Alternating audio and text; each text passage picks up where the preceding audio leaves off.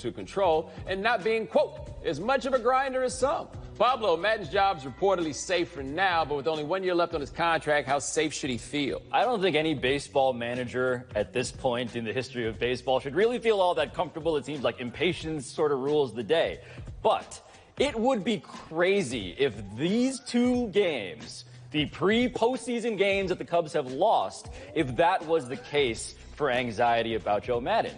I feel like the guy who, I don't know, won their first World Series in 108 years wouldn't want those 108 years reduced to those two games. I think this may be some overreaction just in terms of what we saw most recently. Well, beyond that, it's kind of wild. Even with the World Series, it's like, this is like what people do to Dusty Baker, right? Like Joe Madden has won 90 games as manager, 9 of his last 11 years managing teams, and a lot of those were with the Tampa Bay Rays. That being said, Theo Epstein might think that Joe Madden got the closer hurt, right? There have been questions about his use of pitchers, and there's the evolution of what the manager is in baseball, where GMs basically want a guy that is an extension of them, not some independent dude who's going to do his own baseball thing. So how safe should he feel, though? I don't even know if it's about safe. If you're that dude with that resume, do you show up for a lame duck year? Because I'm not sure that he does, and I wonder if this is a play from Epstein. Say this, okay, we're not firing you, but we're not going to extend you. Because if you want to quit, you're more than welcome to do so. Well, it is interesting that Theo Epstein is making this call because he is kind of the foremost analytically minded, rational thinking sort of president of a baseball team that we have right now. He is the guy who should see past the short view for the long term. And so if there is something here about mismanaging pitchers, the bruise on the arm, the fact that Pedro Strop was out there hitting and getting hurt, like those are bad things, but I just cannot believe that you're going to... The guy won the Cubs a World Series. Like, isn't that supposed to insulate I'm sorry. You say Joe Madden won the Cubs the World Series. Who you think Theo Epstein believes won the Cubs World Series? Touche. Aaron Rodgers is the next name. On Monday, Rodgers seemed to take a shot at Coach Mike McCarthy, saying the Packers were, quote, terrible on offense, end quote, in their 22-0 win against the Bills, largely placing the blame on a bad game plan that didn't feature Devontae Adams enough and Jimmy Graham enough. Yesterday, Mike McCarthy said he feels good about the relationship, but added what Mike Florio called a passive-aggressive jab. Here's the quote. Aaron's given a lot of responsibility, and rightfully so. He's earned that at the line of scrimmage and during the preparation process, end quote.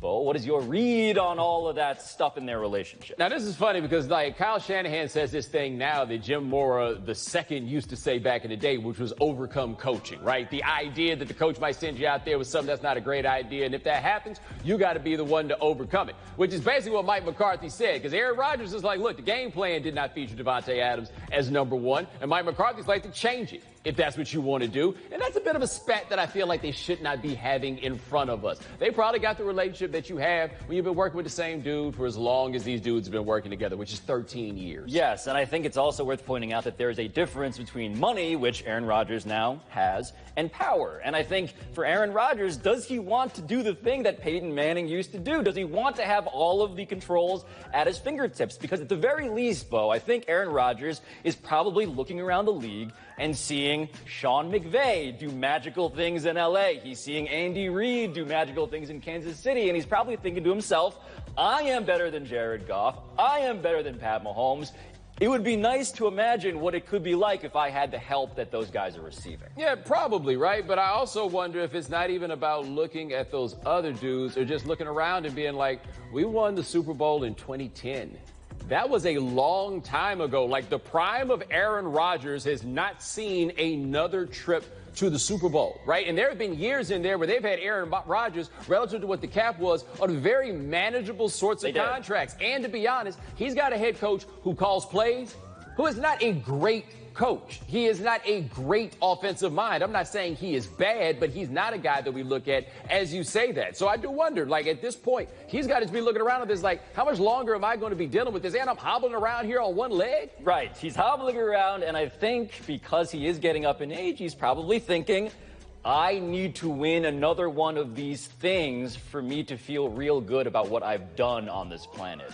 I know he's a big picture guy. He's not just interested in football, but when it comes to the football, I think it will be held against him for reasons that we're now discussing are beyond his control, why he didn't win more. Yeah, how much does he care? Because he is a better quarterback than Tom Brady, but he will never be seen as the champion. Yep. Next name. Justin Fields. UGA Sports is reporting that a top UGA baseball player at the University of Georgia, first baseman Adam Sasser, is being investigated by school officials for allegedly shouting, "Put the N-word in the game," except he didn't say N-word, he said the N-word, toward freshman quarterback Justin Fields during the fourth quarter of Saturday's game against Tennessee. Fields was the #1 overall recruit in the nation this year. Now, Georgia coach Kirby Smart said he's addressed the incident with Fields and that Justin is, quote, great. Pablo, if true, what should Georgia do here? Georgia has a big problem on its hands, and I think there is the moral thing, which we can argue about what should they do as a matter of policy. This is a student in public, in a crowd, being heard by other people, saying the N-word. He's a representative of the athletics department and the school, all bad. But then there's the cynical end of things, right? If you're Georgia and this happens, don't you worry about the image of the university on some level? And I know race at Georgia has been complicated on the athletics front, but this is not a thing you want to be held against you, at the very least, on a recruiting basis, right? I mean, they're recruiting against the rest of the SEC, Pablo. Right, like this is what we are talking about this in this instance because it involved another athlete at Georgia. Yes. I don't think like that allegedly, I don't think that big concern that you have there is the one that they've got. And I don't think that adjudicating this matter is very difficult. You have played your last baseball game at the University of Georgia, right?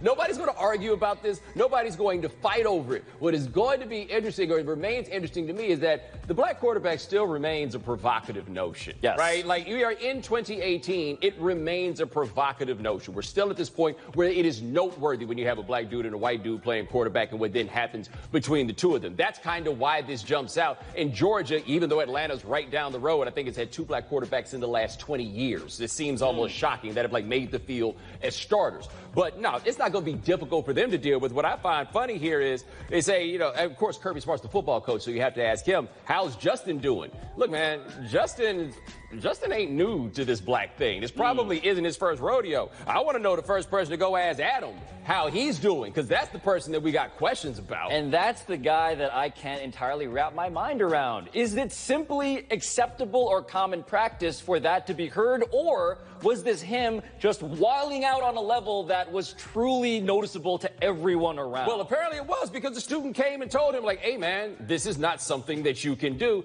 Allegedly or reportedly, he continued to do that, at which point someone went and got a cop, and the cop talked to him and then stood by him in the crowd to try to make sure he didn't do anything.